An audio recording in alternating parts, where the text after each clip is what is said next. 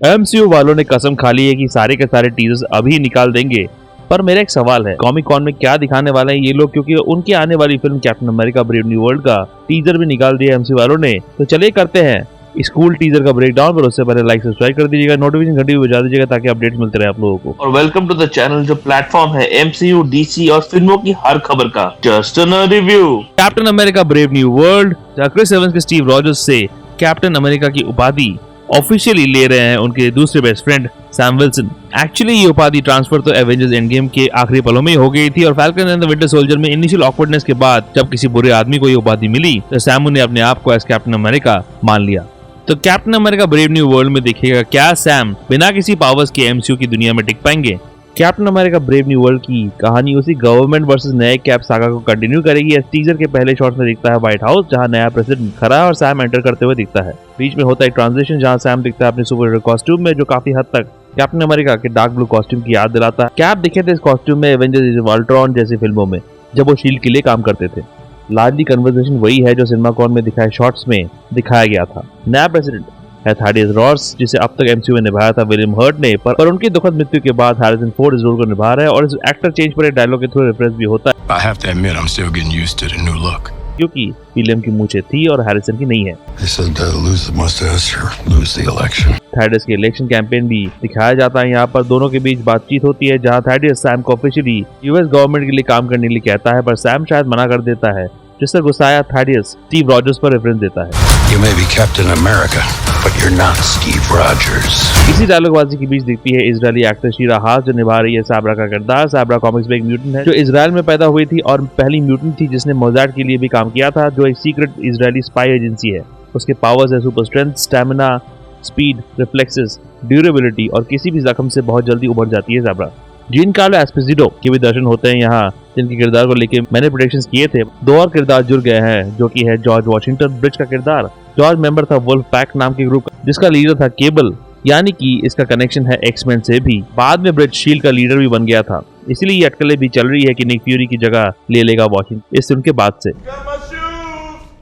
एक और नाम है रॉल बुशमैन का किरदार, कॉमिक्स में एक मर्सिनरी जिसे बचपन में अपने जमीन से भगा दिया गया था और वो बन गया एक मर्सिनरी। वो मून नाइट का दोस्त भी है जिसने उसे धोखा दिया था, जिस पर मून नाइट ने रेफरेंस भी दिया था अपने सीरीज में। I went work for hire for my old CO Bushman. The job was to raid an Egyptian tomb. Bushman changed the plan. तो शायद gene Carlo moon night season 2 में देख सकते हैं, क्योंकि उन्होंने बोला था कि वो एक फिल्म में दिखेंगे और एक सीरीज में भी।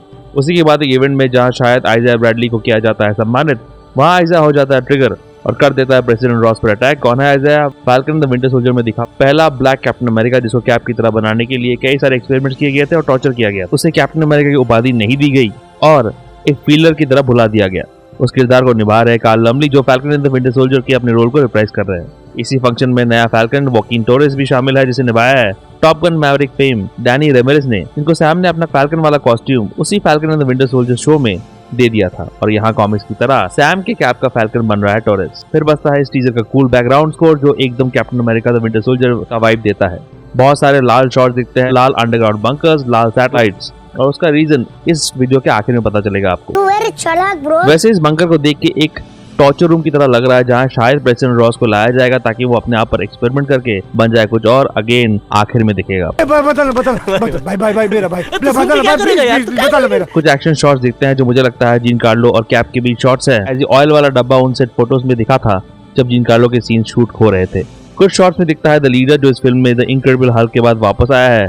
एक शॉट में उसका ग्रीन सर दिखता है और एक और शॉट में उसके ग्रीन हाथ भी दिखते हैं, और ये उसी फंक्शन का कंटिन्यूएशन है जहाँ सारी गोलीबारी हुई थी। आइज़ाया, सैम और टोरेस भी आउट ऑफ फ्रेम में दिखते हैं। मुझे लगता है कि लीडर ही है जिसने आइज़ाया को अपने वश में कर लिया है। मे भी कोई मंत्र है जिससे आइज़ाया ट्रिगर हो जाता है, जैसे विंटर सोल्जर में बकी ट्रिगर हो जाता था। और द लीडर की आवाज भी सुनाई देती है बैकग्राउंड में इस टीजर में। एक फ्यूनरल का शॉट भी दिखता है जो भी सेट फोटोज में दिखा था। मुझे लगता है कि ये प्रेसिडेंट रॉस का फ्यूनरल है, एज यहाँ हाल का प्यार थाडियस की बेटी बेटी रोज यानी कि एक्ट्रेस लिव टाइलर भी दिखेंगी, तो पिता के मरने पर ही बेटी की वापसी जस्टिफाइड लगेगी। पर थाडियस मरेगा नहीं, कुछ और बन जाएगा लाल रंग का। अगेन आखिर में पता चलेगा आपको। अबे जल्दी बोल, कल सुबह पनवेल निकलना है। जोशा रॉकमर का पहला लुक मिलता है यहाँ, जो निभा रही है सैम का प्यार लाइला टेलर का किरदार। कॉमिक्स में सैम विल्सन का बड्डा वाला प्यार है लैला। ये किरदार कॉमिक्स में अपीयर हुई थी 1971 के कैप्टन अमेरिका 139 इशू में। कॉमिक्स में कैप्टन अमेरिका बनने से पहले ही सैम लैला को जानता था, तो यहाँ भी ऐसा कुछ दिखेगा, शायद एक पुराना रिश्ता दोनों के बीच। सैम का एक शॉट मिलता है गोलियों को रोकते हुए अपने शील्ड से, जो स्टीव रॉजर्स का आइकॉनिक पोज बन गया है एमसीयू में। मुझे लगता है कि ये एक्शन सेट पीस हो रहा है तियामुत के शव में, वही सेलेस्टियल जिसके ग्रोथ को सर्सी ने रोक दिया था ताकि धरती बर्बाद ना हो सके। इटर्नल्स मूवी के आखिरी पलों में फाइनली कोई नोटिस कर रहा है कि एक सेलेस्टियल का आधा शरीर इंडियन ओशन में क्यों है। बात तो सही है। वैसे अटकलें थी कि तियामुत तो लाया जाएगा इस फिल्म में, यही मिलेगा एडमेंटियम से हर देश पाने की कोशिश करेगा, क्योंकि ब्लैक पैंथर वकांडा फॉरएवर में दिखाया गया था कि देश अब किसी भी हालत में वाइब्रेनियम जैसा कुछ ढूंढ रहे हैं। इसी एक्शन सेट पीस में सैम के बगल में दिखता है उड़ता हुआ टोरेस कॉस्ट्यूम में, जो कॉस्ट्यूम भी इंटरनेट में दिख चुका है ऑलरेडी। और फाइनली आता है मनी शॉट, बारे में पहले रेफरेंस कर रहा था, पहले सुनाई देता है दहाड़ने की आवाज, तो उसी के बाद दिखता है एक राक्षस लाल कलर का, जो ब्रूस बैनर का हल्क नहीं है बल्कि है थैडियस रॉस का रेड हल्क। कॉमिक्स में मोडॉक द लीडर और डॉक्टर सैमसन नाम के किरदार की मदद से और ब्रूस की एनर्जी और बॉडी के थ्रू रॉस बन जाता है रेड हल्क। हालांकि उसके पास हल्क जितने ही पावर्स हैं, रॉस जब चाहे ट्रांसफॉर्म हो सकता है रेड हल्क में। वैसा ही कुछ हुआ है इन सीन्स में, जहां रॉस एक मीटिंग अटेंड कर रहा होता है और फिर उसी जगह रेड हल्क बन के बर्बादी भी करता है। ये पिंक पेड़ इस मीटिंग वाली जगह में भी दिखते हैं, इस बर्बादी वाली जगह में भी दिखते हैं, और जब रेड हल्क इस टीजर में रिवील हुआ उस जगह में भी दिखा है। और क्योंकि कॉमिक्स में लीडर ने ही इस ट्रांसफॉर्मेशन में मदद की थी, तो हो सकता है फिल्म में भी लीडर ही इस ट्रांसफॉर्मेशन की वजह बने। अब इस फिल्म में ब्रूस बैनर का प्यार है, उसका ससुर है जो लाल राक्षस बन जाता है, और उसका मेन विलन भी है, तो ब्रूस क्यों नहीं है? You have Captain America Brave New World. That's next, right? Yeah.